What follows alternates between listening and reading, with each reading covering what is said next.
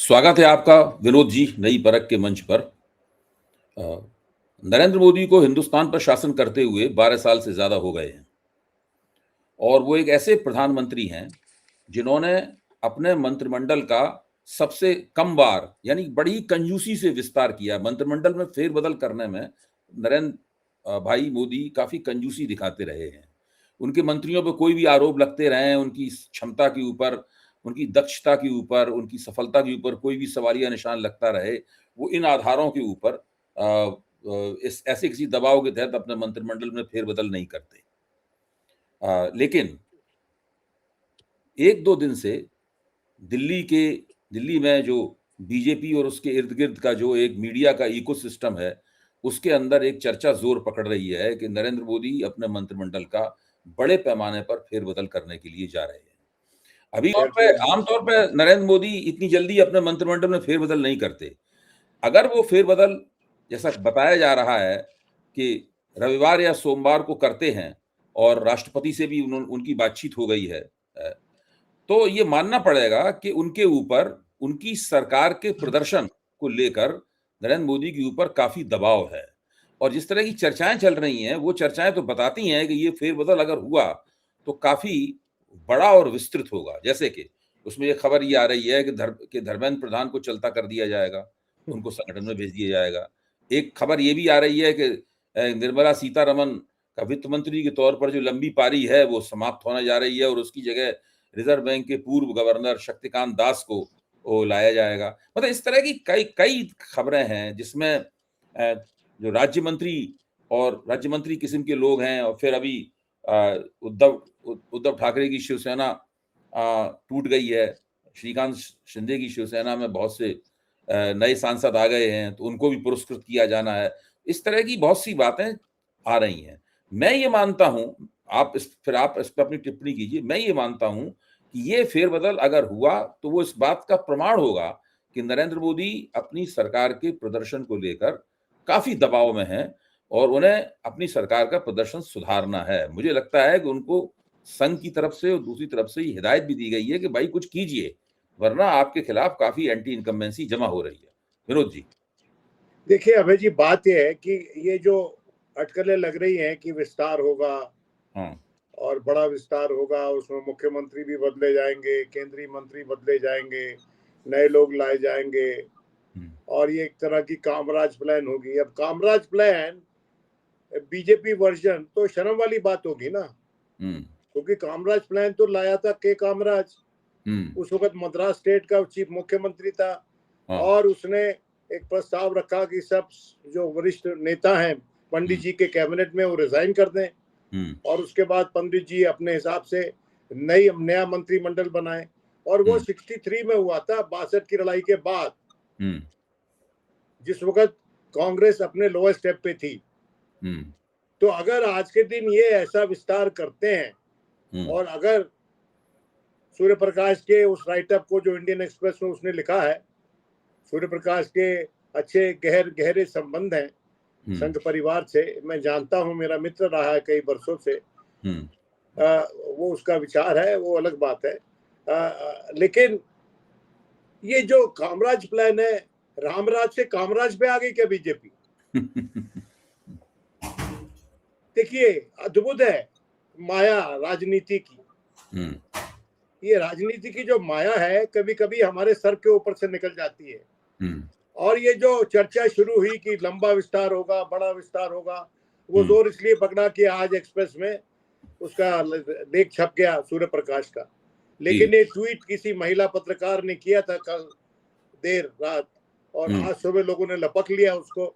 ये social media का जमाना है, इसमें क्रॉस चेकिंग और डबल चेकिंग की तो जरूरत महसूस नहीं होती।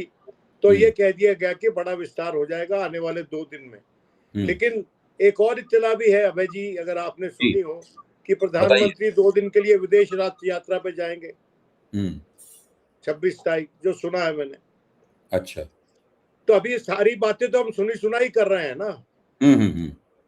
तो सुनी सुनाई बातें हम एक लिमिट में ही करें ताकि सुनी सुनाई बातों के चलते हमारी जगहसाई ना हो।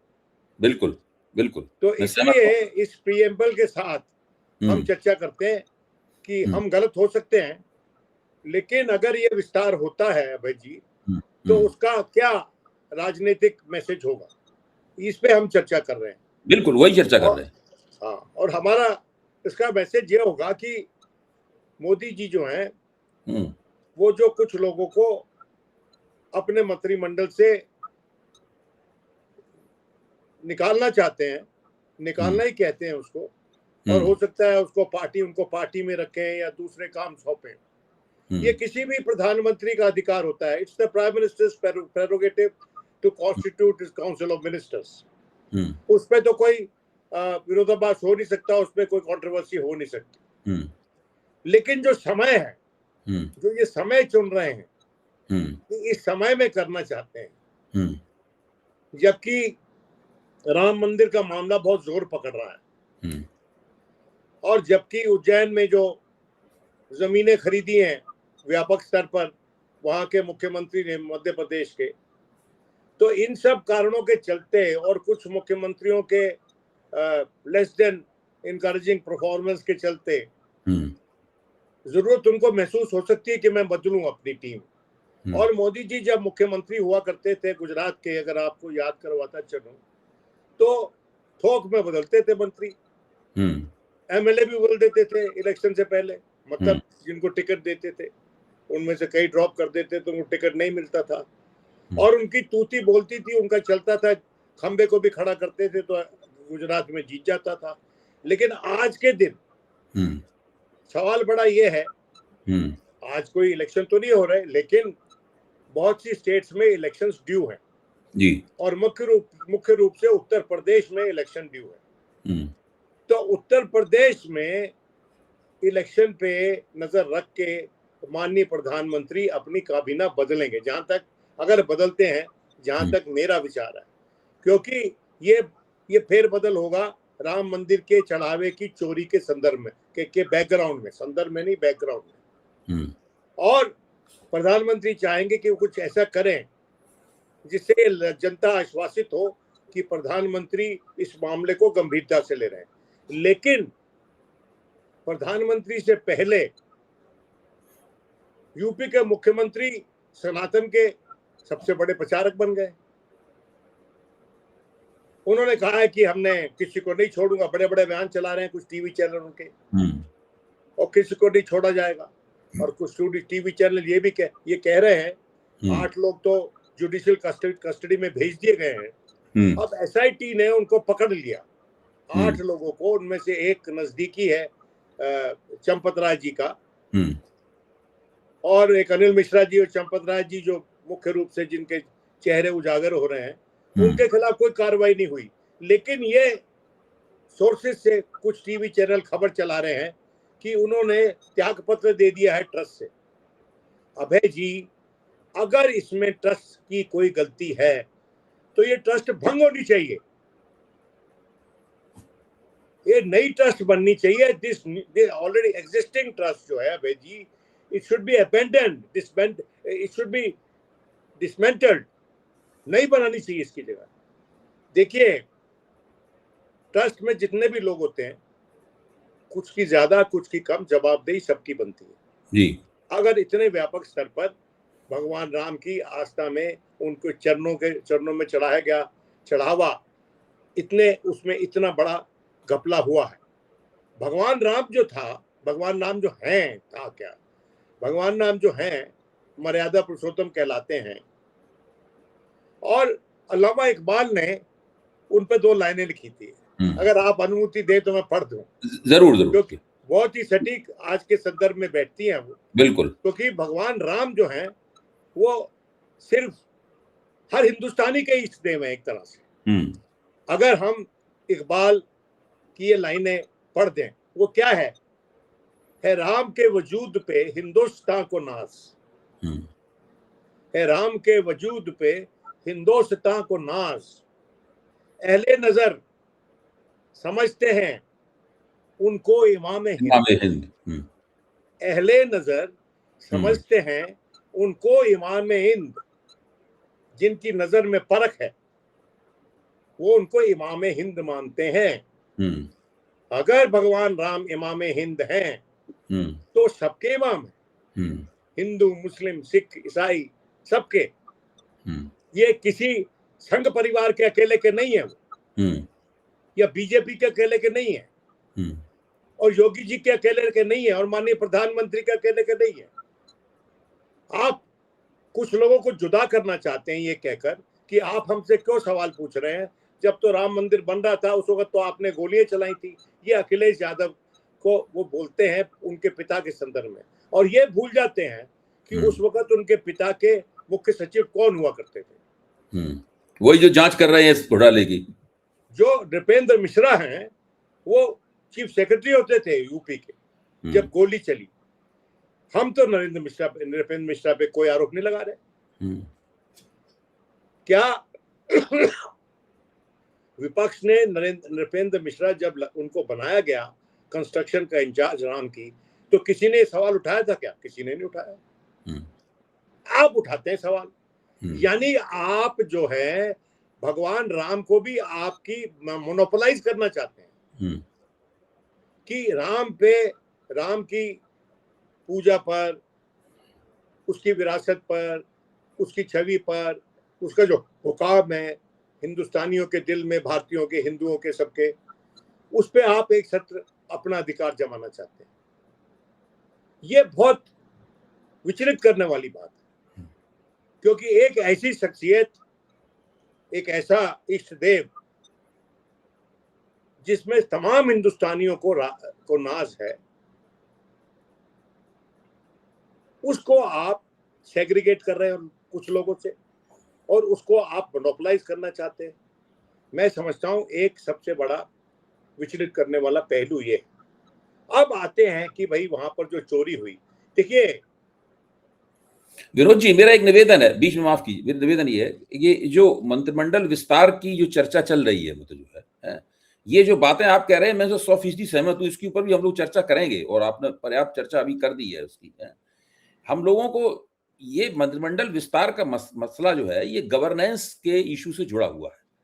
भाई नरेंद्र मोदी को 12 साल से देश के सदर रियासत हैं, प्रधानमंत्री हैं, और गवर्नेंस के मामले में पूरी सरकार बहुत ही ज्यादा उत्तरोत्तर ढीली होती जा रही है। अब तो उनके दावेदारियां भी बहुत अजीब गरीब हो गई हैं। मंत्रियों का काम बिल्कुल नाकाबिले बर्दाश्त है, इस कदर गिरा हुआ है मंत्रियों का काम, इसकी कोई सीमा नहीं है। अब ऐसे में, अब आपने बताया कि वो विदेश जा रहे हैं अभी एक दिन बाद, तो अब जब विदेश जा रहे हैं, इसका मतलब है कि मंत्रिमंडल विस्तार की जो बातें हो रही हैं, अभी तो नहीं होगा विस्तार, होगा तो जब वो विदेश से आ जाएंगे। मैंने ये कहना जरूरी समझा, क्योंकि ये जो पूरा प्रचार हुआ है कि मंत्रिमंडल का विस्तार हो रहा है, वो एक किसी की ट्वीट पे चल रहा है सारा। और सुबह से ये सोशल मीडिया का डाउन साइड है कि मैं यार आप कुछ आज ट्वीट कर दे, और उसको सब ले उड़े जैसे कि वो प्रभु की अपनी बताई हुई बात है। ऐसा तो नहीं है। सरकार की तरफ से कोई अनाउंसमेंट नहीं है, राष्ट्रपति भवन से कोई अनाउंसमेंट नहीं है, अभी तक कोई चर्चा नहीं है, कोई भी इत्तला नहीं है उस तरफ से जहां से आनी चाहिए। पीआईबी से आनी चाहिए कम से कम, और कहीं से ना सही। आपकी बात बिल्कुल सही है। मैं ये कह रहा हूं कि अगर इस प्रकार की चर्चा एक ट्वीट के आधार पर ही हो रही है, और इतनी ज्यादा हो रही है कि सब उसमें दिलचस्पी दिखा रहे हैं, यहां तक कि बीजेपी के अपने इकोसिस्टम में भी उसके अंदर रुचियां हैं, इसका मतलब है कि लोग सांस रोक के प्रतीक्षा कर रहे हैं कि नरेंद्र मोदी किसी भी दिन ऐसा कोई कदम उठा सकते हैं कि वो मंत्रिमंडल में बड़े पैमाने पर विस्तार करें और सरकार में कुछ नई ऊर्जा फूंकें अपनी, क्योंकि सरकार उनकी जंग खा गई है पूरी तरीके से। देखिए ऐसा है कि हर सरकार में, हर व्यवस्था में कुछ लोग होते हैं जो बेंच्ड होते हैं, बाहर बेंच पे बैठे होते हैं, और इंतजार में होते हैं कि रेफरी अब हमको बोलेंगे जाके खेलो।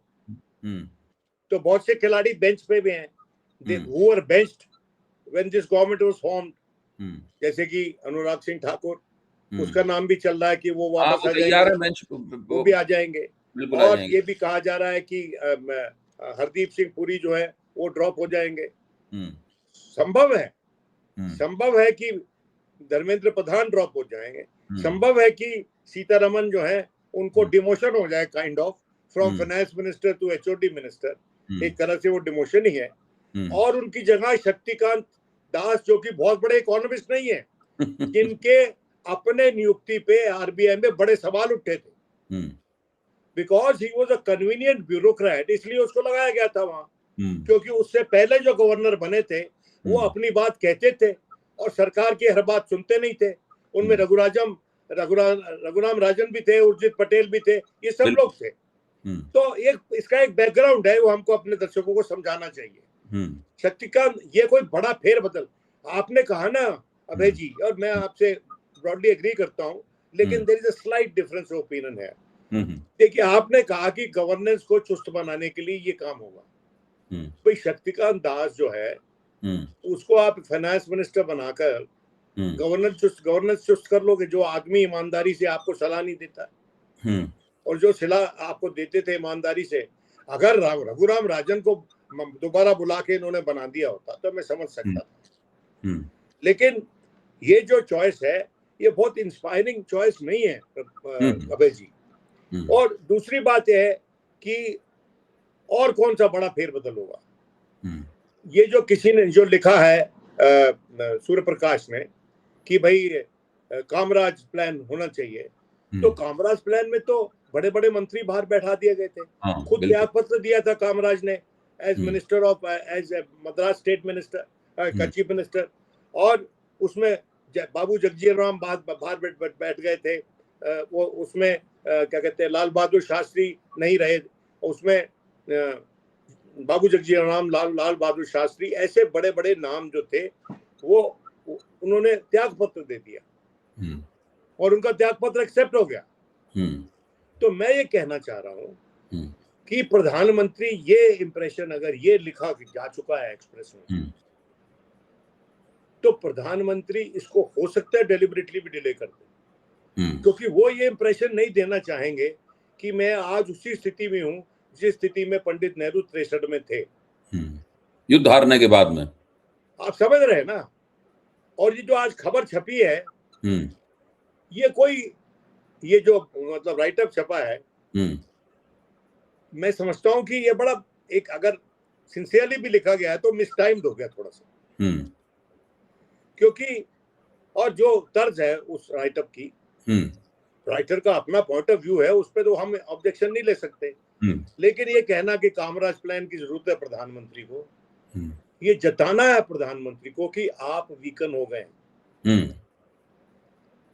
आप समझिए इस बात को, असली मैसेजिंग वहां पर है। जी। और सूर्य प्रकाश ने वो लिखा है, he is the former chairman of Prasar Bharati and he was a senior journalist with Indian Express, एंड हमारा एक तरह से हम उसको बोल सकते हैं कि हमारा पीयर है, we are kind of same generation people. बहुत अच्छा आदमी है, पढ़ा लिखा आदमी है, किताबें लिखी है उसने पार्लियामेंट्री प्रैक्टिसेस पे, लेकिन इस आर्टिकल को प्रधानमंत्री की सोच से जोड़ना, मैं समझता हूं इस प्रोसेस को डिले करने वाली बात होगी। प्रधानमंत्री जो पंडित नेहरू को बहुत बातों के लिए, प्रधानमंत्री और उनके जो क्लोज एसोसिएट्स हैं पंडित नेहरू को कई बातों के लिए वो उन पे इल्जाम तराशी करते हैं कि प्रधानमंत्री की गलतियों के करते चलते भारत भुगत रहा है, तो कोई कामराज प्लान तो नहीं आएगी, वो कुछ और नाम दे देंगे उसको, शायद रामराज प्लान ही दे दें क्योंकि उचित तो वही होगा, क्योंकि रामराज की जगह कामराज प्लान आ रही है। तो इसलिए मेरा ये कहना है कि we should not be jumping to conclusions, we can wait. ये कोई बात तो है नहीं, अगर कल होना है तो आज क्यों हम अनाउंसमेंट करें कि भाई वो हो, ये हो जाएगा, वो हो जाएगा। नहीं, हम अनाउंसमेंट करने के बारे में नहीं कह रहे। मैं तो आप जो बात कह रहे हैं, दरअसल मैं भी वही बात कह रहा हूं अपने शब्दों में। मैं ये कह रहा हूं कि नरेंद्र मोदी से बीजेपी का जो अपना पॉलिटिकल इकोसिस्टम है, उसमें एक अपेक्षा, एक उम्मीद बीजेपी के उस पॉलिटिकल इकोसिस्टम में पनप रही है। वो उम्मीद ये पनप रही है कि जल्दी कदम उठाएं और अपनी सरकार का कील कांटा दुरुस्त करें, वरना ये ढलान से नीचे फिसल रहे हैं। देखिए, ये बात है, अभी 3 साल है, अगर अभी सुधार लेंगे तो आगे कुछ सुधर जाएगा, वरना बाद में फिर मामला हाथ से निकल जाएगा। देखिए, ऐसा है कि मंत्री बदलने से गवर्नेंस नहीं बदलती, तो तरीका तो एक कम से कम एक स्टेप तो है ही उस दिशा में। एक मतलब एक उसमें ऐसा होता है कि इमेज मेकओवर हो जाता है, विंडो ड्रेसिंग है वो, क्योंकि फंडामेंटली सरकार तो नहीं बदलेगी, क्योंकि सरकार तो 2 व्यक्ति ही चलाते हैं इस देश में, माननीय प्रधानमंत्री और माननीय गृह मंत्री। तीसरा व्यक्ति एक जमाने में कहा जाता था 2.5 और हाफ में होता था अरुण जेटली का नाम। अब तो वो भी नहीं है। कोई ये दावा नहीं कर सकता कि आधा सरकार मैं चलाता हूँ और बाकी ये दोनों चलाते हैं। जो नंबर 3 पे हैं राजनाथ जी, वो डिफेंस मिनिस्टर है और वो कभी उन्होंने ये कोशिश भी नहीं की ये जताने की कि वो सरकार चला रहे हैं या सरकार में उनकी बड़ी चलती है। देखिए, ये एक बेसिक वर्क कल्चर बदलना पड़ेगा। जो मंत्री हैं, देखिए जो कैबिनेट सिस्टम का प्रिंसिपल क्या है अभय जी, कि collective decision making and collective accountability, joint accountability. First amongst the equals is the Prime Minister, but first amongst the equals. But today, is he first amongst the equals? I'm sorry. He is first, and there is a second. And after that, there's a 10 or 12. बीच में कोई नहीं है। तो until वो work culture बदलेंगे आप, जब तक वो नहीं बदलेंगे तो सरकार को एक नया छवि नहीं मिलेगा, नया रुसूख नहीं मिलेगा। हाँ, ये बात सच है कि कुछ लोग को रुखसत करना चाहिए जिनका परफॉर्मेंस अच्छा नहीं रहा है, और उनमें मैं मुख्यमंत्रियों की गिनती ज्यादा करता हूँ। और वो भी मुख्यमंत्री अगर परफॉर्म नहीं कर पा रहे हैं तो आपके चयन में गलती है, आपके सिलेक्शन प्रोसेस में गलती है। अगर आज के दिन राजस्थान का मुख्यमंत्री सही से नहीं चला पा रहा है, उड़ीसा का नहीं चला पा रहा है, तो किसकी गलती है? छत्तीसगढ़ का नहीं चला पा रहा है, किसकी गलती है? ये लोग तो एब्सेंट से हैं। ये तमाम जिन मुख्यमंत्रियों का आपने नाम लिया है, ये मुख्यमंत्री ऐसा लगता है कि अनुपस्थित हैं, ये सो रहे हैं कहीं पड़े हुए, इनके नाम नहीं सुने जाते, ये कुछ करते ही नहीं। इनके नाम पे सरकार चलाई जा रही है और चलाई जाती है केंद्र से। और बहुत बार हमने सुना है और देखा भी है कि उनके जो पर्सनल स्टाफ है वो उनको उसकी अपॉइंटमेंट केंद्र से होती है और उनके जरिए लार्जली ये लोग काम करते हैं। ये सिर्फ मुखौटे हैं, मुखौटे ही बदलने हैं ना, बदल लीजिए। कोई बहुत बड़ा एक्सपेरिमेंट तो नहीं कर रहे इसके बाद आपने मुखौटे ही बदलने हैं ना भाई। अगर आपने बदलना हो किसी को तो आप हमें बदल के दिखाइए योगी आदित्यनाथ को इलेक्शन से पहले। वो तो मोदी को बदलना चाहते हैं उल्टा। वो तो खुद आज के दिन इस अपॉर्चुनिटी को जिस तरह से वो कड़क के बोल रहे हैं, अपनी आवाज सुनाना चाहते हैं सबको, उससे साफ जाहिर है कि wants to seize the initiative. वो जो इनिशिएटिव जो अभी तक ये सारा जो तंत्र बिछा रखा है वहां पर, वो आरएसएस और वीएसपी का तंत्र है, जिसमें योगी आदित्यनाथ जी बहुत मुख्य भूमिका नहीं थी राम मंदिर के एडमिनिस्ट्रेशन में और उसके फंड कलेक्शन वगैरह में। लेकिन आज के दिन बाहैसियत मुख्यमंत्री उनकी रिस्पॉन्सिबिलिटी है कि तह तक पहुंचे बात के, क्योंकि law and order is a state subject. बिल्कुल, इज द चीफ मिनिस्टर। और इसलिए मैं कहना चाहता हूं कि हमको समय थोड़ा इंतजार करना पड़ेगा ये देखने के लिए कि ये ऊंट किस करवट बैठ रहा है और क्या सच में इतना बड़ा फेरबदल होगा। ये बात सच है कि ये इतना बड़ा फेरबदल करके एक जनता का ध्यान भी हटाया जा सकता है। इस बड़े मुख्य जो स्कैम जो स्कैंडल निकल रहे हैं, जो उज्जैन से निकल रहा है, महाकाल के जो महाकाल का स्थान है वहां भी एक बड़ा स्कैंडल है, या भगवान राम का स्थान है वहां भी बड़ा स्कैंडल है, और कुछ स्कैंडल जो है भगवान कृष्ण के स्थान से भी, वहां से भी आवाज आ रही है। तो जहां जहां बड़े बड़े मंदिर हैं, हमारे इष्ट देव वहां विराजमान है, वहां ये सब हो रहा है।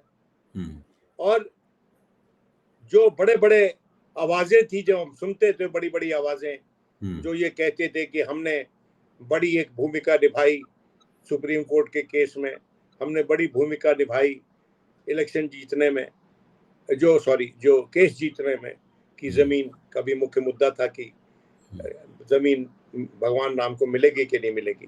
तो ये सब जो मामला था, ये वो लोग बड़े बड़े लोग वो चुप बैठे हुए, किसी की हिम्मत नहीं हो रही बोलने की, और अभी तक किसी को पता नहीं है, कोई ऑथराइज्ड वर्जन नहीं है कि क्या चंपत राय और अनिल मिश्रा, मेरे शायद नाम है दूसरे जो हैं, कि वो उनकी रुखसती हुई कि नहीं, कि उन्होंने रिजाइन किया कि नहीं, उन्होंने ट्रस्ट से खबर चली थी, उसके बाद उस खबर का खंडन भी हो गया है। यही मैं कहना चाहता हूं अभय जी कि ये इन्वेस्टिगेशन है या लीपा पोती है, और अगर ये लीपा पोती है तो इससे ध्यान जरूर हटाने की जरूरत है। वो ध्यान कैसे हटाया जा सकता है? एक बात तो शुरुआत कर दी है मिनिस्ट्री ऑफ एक्सटर्नल अफेयर्स ने कि जो पासपोर्ट है it is not a citizenship document. अरे भाई, ये टेक्निकल लीगल पॉइंट आप विस्तार से समझाइए। एक आपने लाइन की स्टेटमेंट दे दी, इससे जनता कंफ्यूज हो गई, तो आप जनता को फिर उसी चक्कर में फंसाना चाहते हैं क्या, जैसे कि जनता को आपने नोटबंदी करके फंसाया था? ये वैसे करना चाहते हैं क्या आप? इतने मुख्य मुद्दे पर, जहां पर यानी आपका विनोद जी, आपके कहने का एक मतलब ये भी है कि ये जो अफवाह उड़ाई जा रही है, अभी तो र्यूमर ही कहा जाएगा ऐसे, कि मंत्रिमंडल में बड़ा भारी फेरबदल होने जा रहा है, ये के लिए इन मुद्दों से, हाँ, ये भी एक तरह का डायवर्जन है, लोगों को गुमराह करने की कोशिश है। जी देखिए, इसको यही तो इसको बोलते हैं सर कि it is a manufactured controversy. आप समझे कि नहीं? डिबेट का रुख बदल दो, जनता का ध्यान बदल दो। जनता बच्चा है, उसको एक खिलौने से बड़ा खेल रहा है, उसको इंटरेस्ट आ रहा है, उसकी जगह बड़ा खिलौना रख दो ताकि उसका ध्यान हट जाए वहां। ये जनता को छोटे से शिशु की तरह ट्रीट करते हैं, लेकिन इनको पता नहीं है कि जो जनता का विवेक है वही इनको जितवाता है इलेक्शन या हरवाता है इलेक्शन।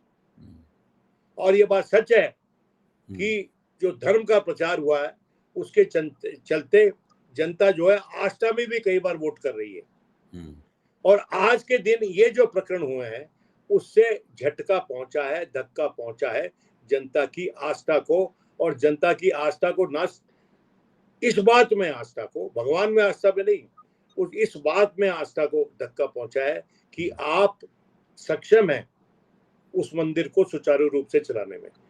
जनता आज के दिन पूछ रही है सवाल कि क्या आप कर सकते हैं, क्या आप में वो ईमानदारी है कि आप इतना बड़ा मंदिर जो जनता के पैसे से बना है और जहां पर जनता अब भी जाके पैसा चढ़ाती है, वहां पर सही से आप भगवान राम की गुल्लक में पैसे डलवाएं और उस पैसे से उसका सही उपयोग किया जाए। गरीबों के लिए अस्पताल बनवाइए। राम जन्मभूमि ट्रस्ट को तो अस्पताल बनाने चाहिए, शिक्षण संस्थान बनाने चाहिए, और वो शिक्षण संस्थान आरएसएस की विचारधारा के अनुसार नहीं,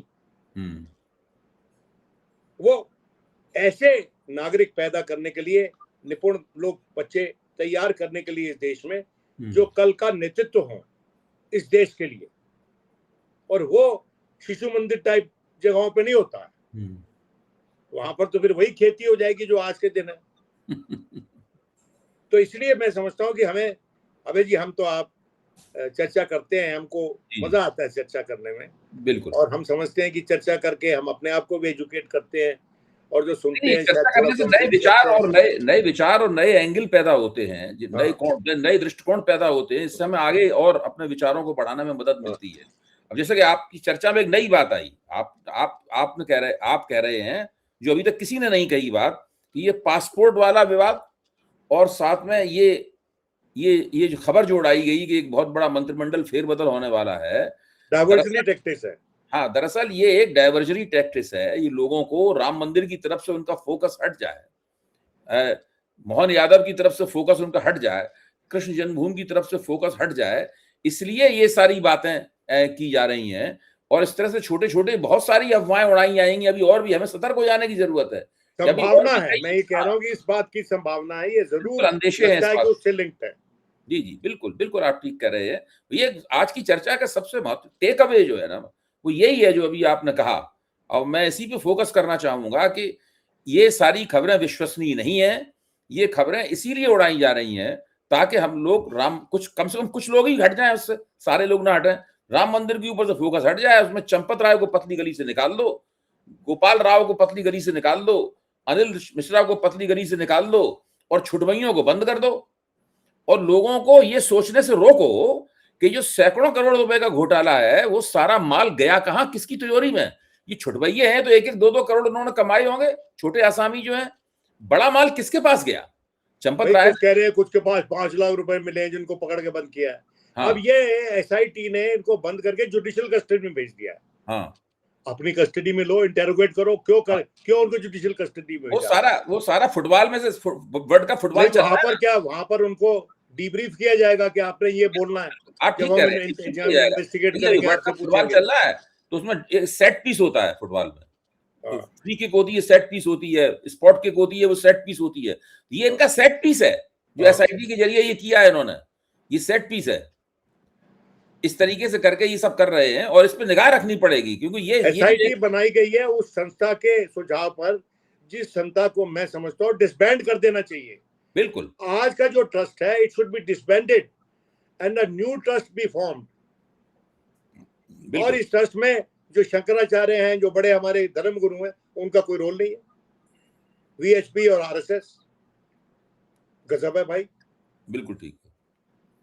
बहुत बहुत धन्यवाद विनोद जी। और हम लोगों को मेरे ख्याल से हो सकता है कल फिर मिलना पड़े क्योंकि जो घटनाएं इस तरीके से आगे बढ़ रही हैं उसमें नई नई पेचीदगियां, नए नए दांव पेच हैं और उनको हमें डिकोड करना होगा। जरूर मिलेंगे हमको, हमारे रोज मिलने से कोई हम बदनाम थोड़ी होते हैं। नहीं